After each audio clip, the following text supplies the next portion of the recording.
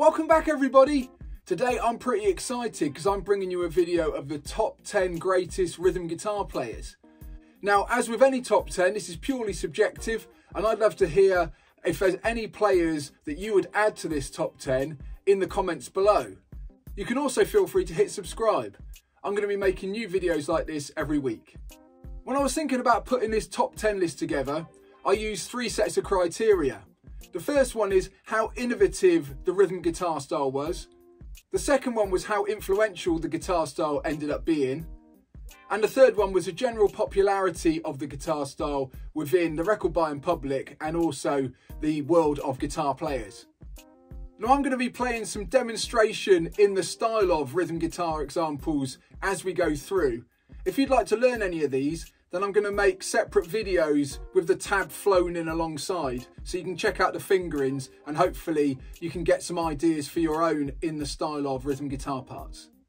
Anyway, enough of my yakking. These are in no particular order, and our first player on the list is Keith Richards from the Rolling Stones.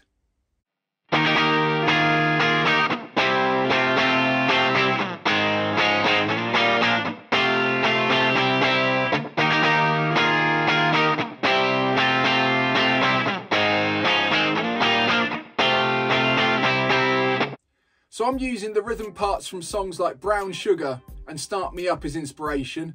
And for this one, Keith tuned the guitar in open G tuning and left that bottom string off of the guitar, so we just got 5 strings. Now this approach provides a couple of advantages. Number one, that open G tuning provides a bar chord and it just requires one finger anywhere on the neck to get that A-shaped major chord sound. The second element is pretty clever, and that's just getting rid of that low E string, and that allows for an uninhibited strumming style, so you can really dig in with that rhythm hand without any fear of catching that 6th string, which isn't required for this open A-shaped chord. Now obviously it's a bit of faff taking that low E string off, and if you've got a tremolo system that can really play havoc with the tuning. So you can get pretty close to the sound by leaving the 6th string on and just tuning to open G should you wish to.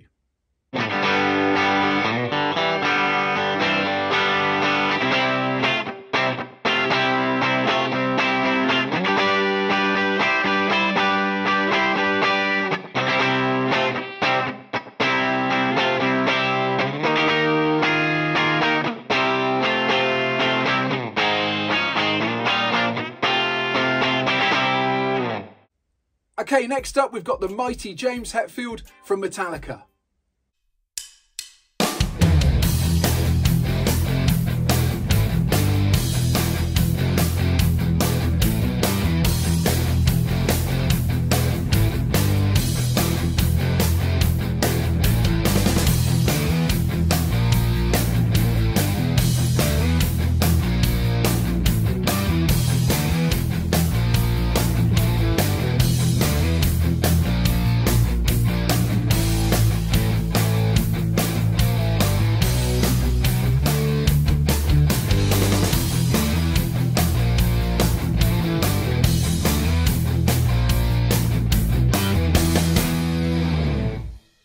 So I'd say James Hetfield is very much the engine of the Metallica groove.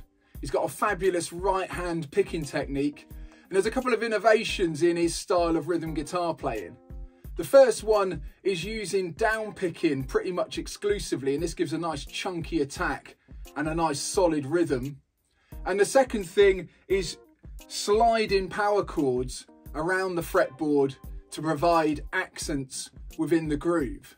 I'm using the bridge pickup, and I'm using a model of a Mesa Boogie amp set up in Amplitube with a little bit of the mids taken out. Okay, next up is funky disco master Nile Rodgers.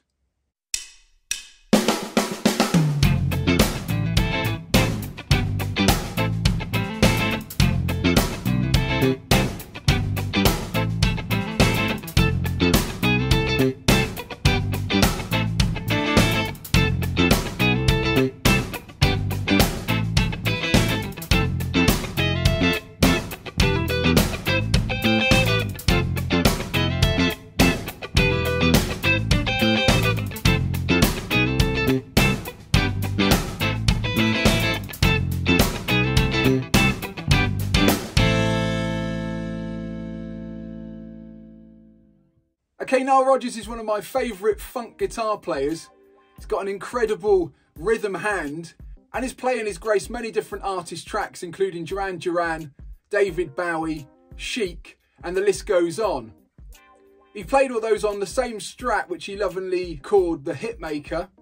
I'm going to use a slightly thinner pick because that just evens out the attack. And another thing that Nile tends to do is alternate between the bass and treble strings when he's strumming to give a little bit of variety to those semi-quaver strumming patterns.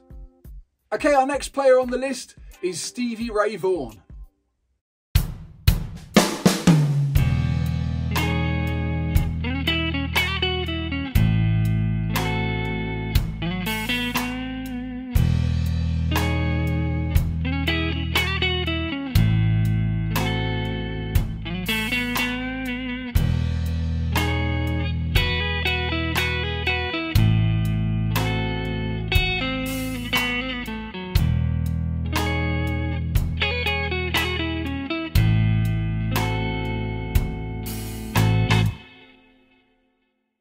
Now, the Stevie Ray Vaughan rhythm guitar approach used loads of different influences. Jimi Hendrix was one. There's also the Texas shuffle, elements of surf guitar, and some fast-paced riffing and general blues vocabulary. So that puts Stevie firmly within my top 10. Okay, next player on the list is Bob Marley.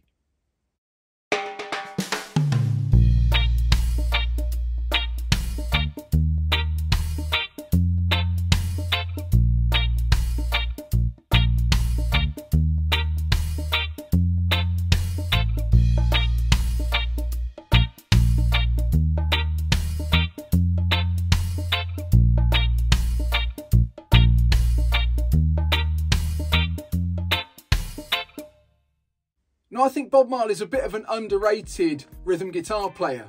Obviously, Bob Marley and the Wailers were a worldwide phenomenon and sold loads of records, but I think what Bob did goes a little bit under the radar. Now, this type of reggae rhythm guitar is often referred to as a skank, and it may seem simple, but there's a lot of hidden detail squirreled away. Now, Bob delivered it with real consistency in both the velocity of each strum and also the placement. And getting a really consistent fretting and also velocity is quite tricky. I think another misconception with the reggae strumming style is that it is played with an up strum. And if you watch Bob in action, you'll see that he mostly uses down strums. This is due to the slower tempo of reggae. With ska music, which is generally more up tempo, the up strum tends to work a little bit better. Okay, next on the list, we've got AC/DC's Malcolm Young.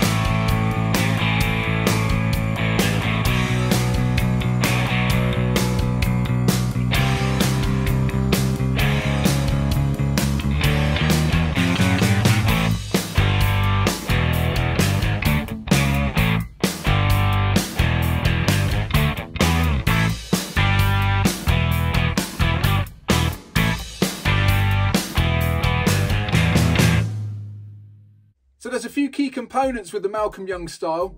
The first one is to back off on the overdrive. This is more of a sort of loud amp vibe as opposed to lots of overdrive. This helps to maintain the clarity of the chords, and a lot of Malcolm's riffing was done in the open position using the sustain of the open strings to create big sounding chords. These were also placed quite sparsely, so Malcolm wasn't scared to leave big gaps for the drums to breathe and for the rhythm to come through. This is one of those gigs that I'd really love to have. The whole world seems to love AC/DC, and that is why Malcolm Young is firmly in my top 10. Next on the list is Curtis Mayfield.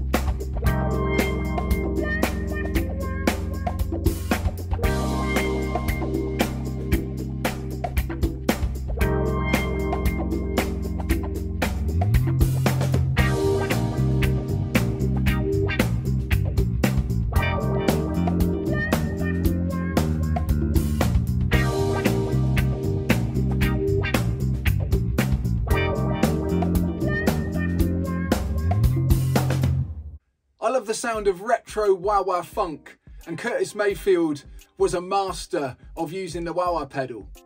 For our performance piece, I've tried to demonstrate various ways that the wah-wah can be used.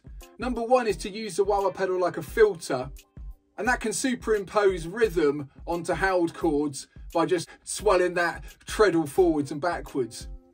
The second one is to use the wah-wah pedal on octaves and also use the fretting hand to mute the strings, thus making the wacka-chicka wah-wah sound.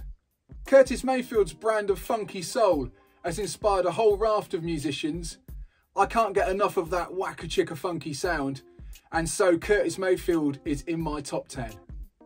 Okay, next up we've got the king of indie jangle, Johnny Marr.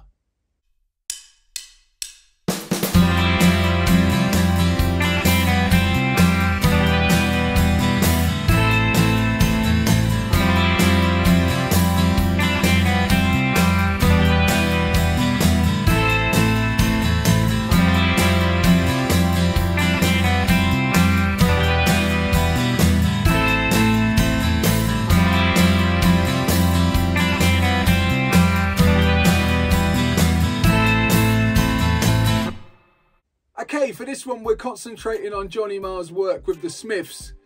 He'd often layer up a load of guitar parts, including arpeggios and acoustic strumming, to create a lush backdrop for Morris's vocals.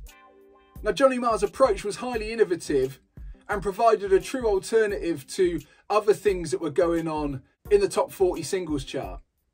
Okay, next up we've got one of my all-time favourite guitar players of all time, Eddie Van Halen.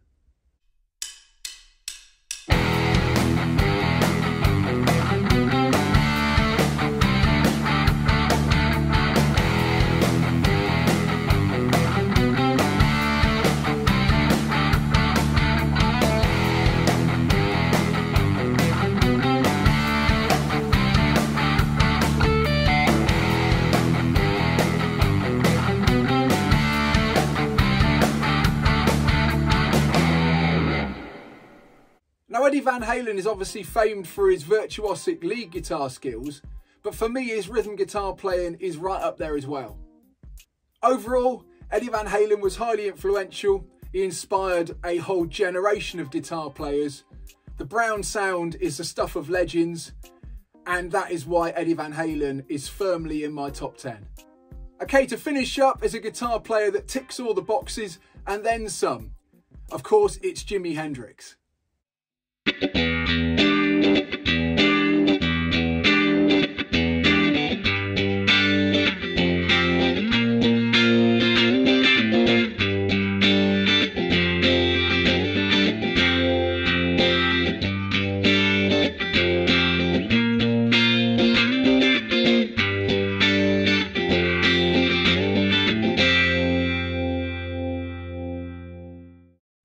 Now, Jimi Hendrix fused loads of different influences together.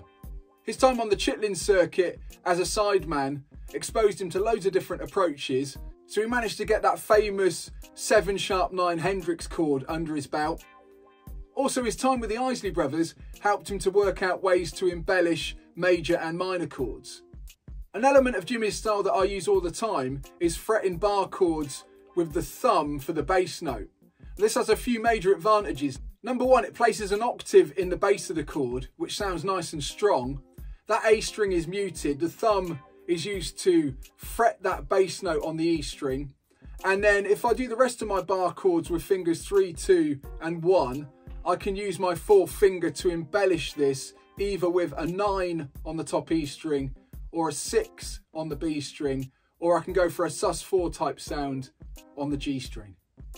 Okay, that's it for this video. I really enjoyed putting this one together, and it was a tough task trying to work out who would be in my top 10. So I'd like to give out a few notable mentions of guitar players that narrowly missed out the top 10. The first one would be U2's The Edge. I really like the innovative use of the delay pedal to create soundscapes and also rhythmic delays. And you can hear that style of The Edge's rhythm guitar work being pastiche on modern tracks in the charts today. The next one would be big band supremo Freddie Green, who really laid down the rhythm guitar in the Count Basie Orchestra, and that provided the backbone and groove of the entire ensemble. Also, in the world of metal, Dave Mustaine is hard to overlook as a cracking rhythm guitar player. Okay, to reiterate the disclaimer, this is purely subjective, this is my own list, but I am excited to hear who would be in your top 10 rhythm guitar players of all time. Also, feel free to hit that subscribe button, it really helps out the channel, and it just means you'll get notified of future videos as soon as I upload them. Anyway, my name's been John Bishop, and I'll see you next time.